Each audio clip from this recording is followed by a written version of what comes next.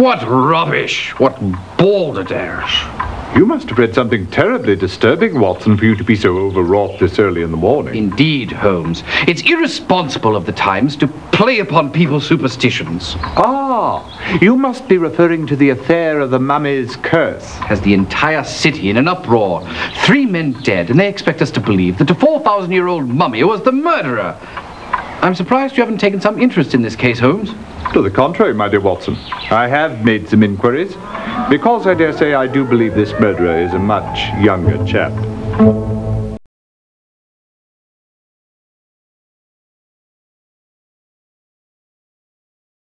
It's quite amusing, all this hoopla over a mummy's curse, I must say. Not so amusing, of course, the murder of 3 Englishmen. Have any of your reporters uncovered anything new? Actually, I've been in Paris the past several weeks. Just returned to London on Tuesday. I've had no involvement with the writing of any of these articles. I believe they are all the work of Philip Travis. He's one of our young reporters. For a short time, he was the Egyptian correspondent. Was he sacked? No.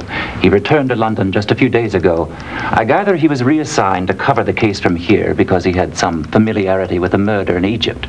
Do you know Travis? No, never actually met the chap, although I hear he's a bit of an odd duck. Thanks for your help, Henry. Anytime. Let me know when you catch the mummy. That's one scoop I'd like to get.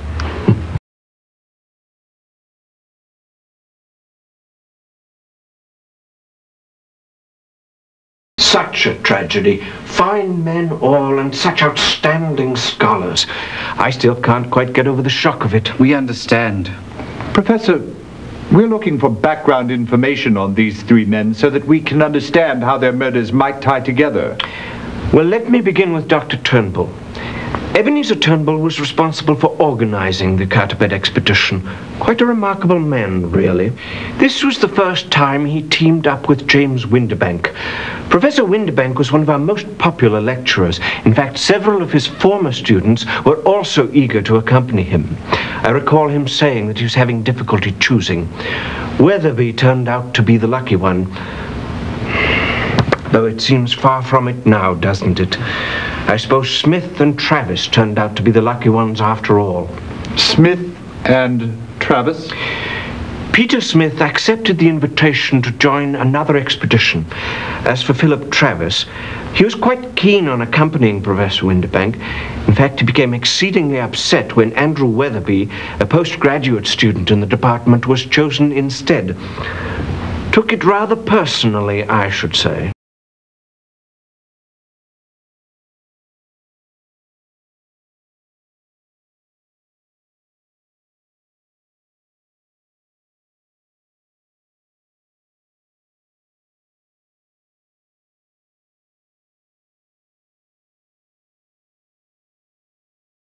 I'm very sorry to intrude on you in your moment of grief. Oh, that's quite all right.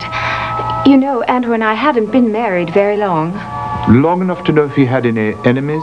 Oh, Andrew was so unassuming. Everyone liked him. Including Mr. Urubaru? I really loved my husband. I'm sure you did. Oh, English toffee. My favorite. Would you like one? Please. Sorry, you'll have to open this yourself. I've never been any good with these things.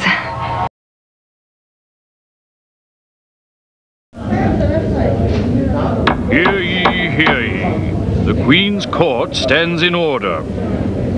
Mr. Holmes, I understand you've been looking into the mummy murders. Yes, my lord. Tell me then, who was Ebenezer Turnbull's murderer? I believe we're to choose from either our notebook or the directory, Holmes. Very good, Watson.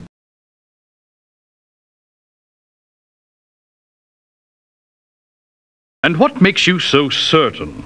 What was Travis's motive for killing Turnbull?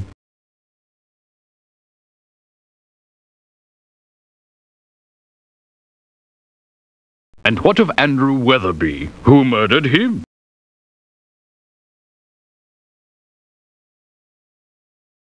So, you say Travis killed Turnbull and Weatherby? Yes, I believe he did, my lord. What was his motive to kill Weatherby, Holmes?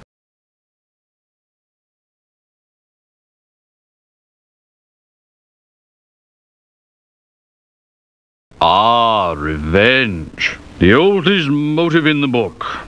Now, Holmes, who murdered James Windibank?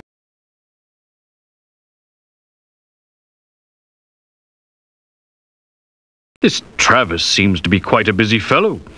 What made him kill James Windibank?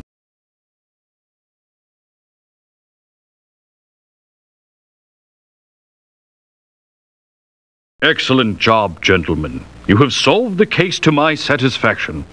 The court stands in recess. Until next time, of course.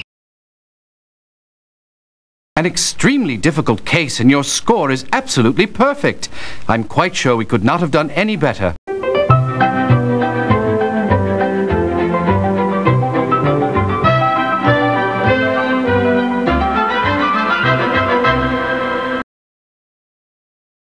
Well, Watson, I believe this case is solved.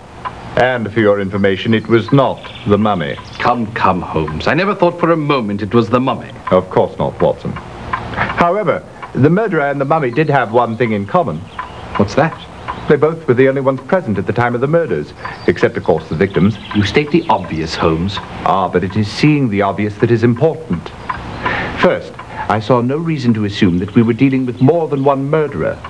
Secondly, the locations of the murders limited the number of suspects. Limited them? The first murder was in Egypt, the second on ship in the middle of the sea, and the third in London. You call the entire populations of London and Egypt a limited number of suspects? No, no, Watson. We had to find someone who was in Egypt for the first murder, on the ship for the second, and in London for the third. Oh, but of course. According to the newspapers, the Eastern Empress was in Bombay at the time of Ebenezer Turnbull's murder, so that eliminated the ship's crew as suspects. Thus, I needed the list of passengers who boarded the ship at Cairo. It was our visit to Jardine, Mason and Company that provided our first critical clue. From it, I learned that Philip Travis was a passenger. I then learned that Travis was the chap who reported on the first murder. He became one suspect, but I had no motive. Clarissa Weatherby, who was also at the scene of the murder in Cairo, was another possible suspect, since she appears to have had a bit of a dalliance with Mr. Uruburu there on the high seas. So I had found her motive for the murder of Weatherby, but not a motive for the murder of the others. Then whom did you eliminate? Mrs. Weatherby. Her hands were not strong enough even to open a jar of English toffee, let alone strangle a grown man. And what of Travis's motive? It seems that Travis was a student in the Egyptology department at London University and had studied under James Windibank. He wanted very badly to be chosen as a member of the expedition, but Windibank turned him down. Instead, Weatherby was chosen and Travis was furious. So there you have the motive for two of the murders. And what of his motive for the murder of Turnbull? Evidently, Travis had written a vicious article questioning Dr. Turnbull's credentials to lead the expedition. Turnbull's response was quite harsh, probably powerful enough to drive an odd duck like Travis to murder. Very impressive, Holmes. Elementary, my dear Watson.